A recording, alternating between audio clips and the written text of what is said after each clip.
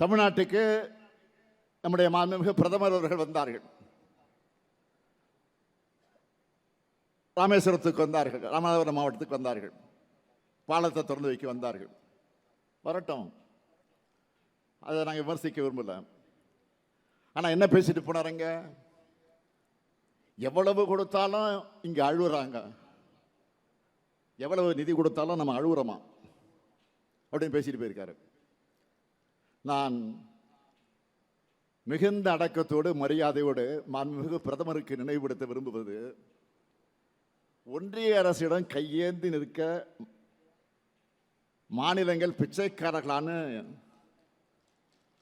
யாரு? நீங்க கேட்டது, நீங்க சொன்னது. அதனால தான் நினைவுபடுத்துறேன். குஜராத் முதலமைச்சராக மோடி அவர்கள் இருந்தப்போ நீங்க பேசுனது என்ன? குஜராத் மாநிலத்தினுடைய முதலமைச்சர் வந்தப்போ ஆளுநர்கள் மூலமாக தனி ராஜாங்கம் பண்றாங்க. யாரு? மோடி பேசுறாரு. எப்போ? குஜராத் முதலமைச்சராக இருந்தப்போ